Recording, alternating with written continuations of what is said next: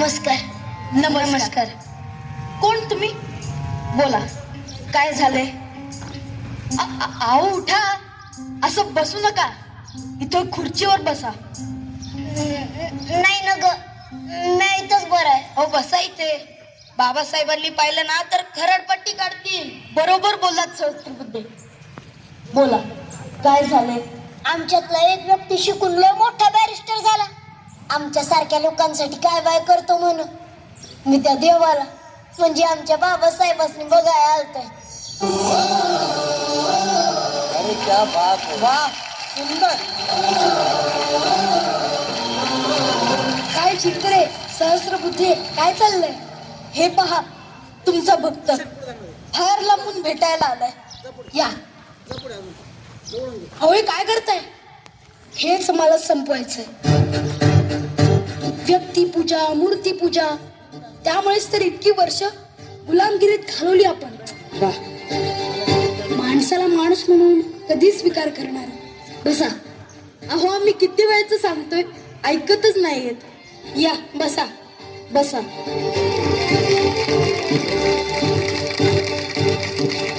हे घ्या पाणी.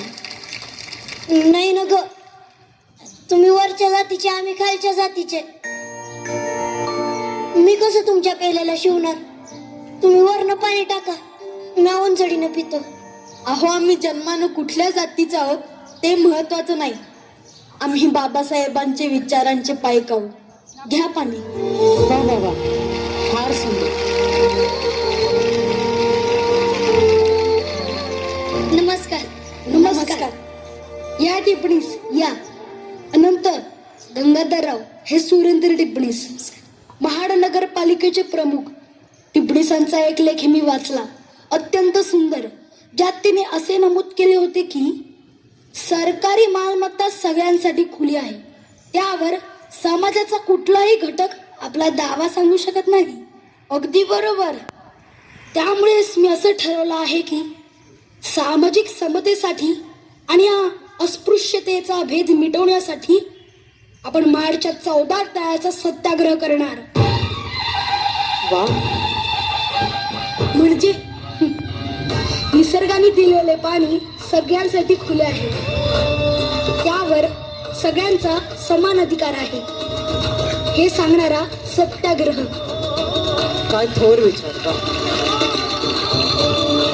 चला तयारीला या.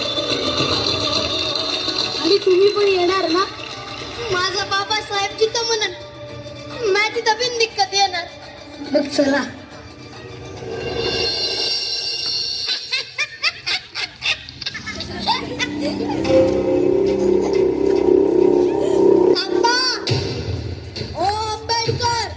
तुम्ही हे योग्य करत नाही आहात. योग्य अयोग्य हे ठरवायचा अधिकार देखील कोणा एकाला नसतो. तुम्ही आमचं पाणी वाटवताय. आमचं पाणी? चला मी मान्य करेन, हे तुमचं पाणी आहे. तुम्ही तुमचं नाव यावर लिहून दाखवा. मिस्टर आंबेडकर, तुम्हाला हे महागात पडेल. काय महागात पडेल रे? थांब, तुला धडा शिकवतो. हे निघेल, चल. हे बघा, तुम्हाला हे महागात पडेल. हा, आधीच सांगून ठेवतोय. हे चल. हो थांबा, शांत व्हा. आपण इकडे भांडायला आलोय का? माफी बाबासाहेब. पाण्यासाठी सुद्धा भांडावं लागतं, हे मोठं दुर्दैव. हा भ्रम ठेवू नका. आपण पाण्यासाठी म्हणजेच आपल्या हक्कासाठी भांडत आहोत. आज या महाडच्या धर्तीवर 14 तळ्याचा सत्याग्रह पाण्यासाठी नाही तर आपणही माणसं आहोत हे सांगण्यासाठी केला आहे. एकाच तळ्याचं पाणी चाखून आपण अस्पृश्यता नष्ट करण्याकडे अजून एक पाऊल टाकत आहोत.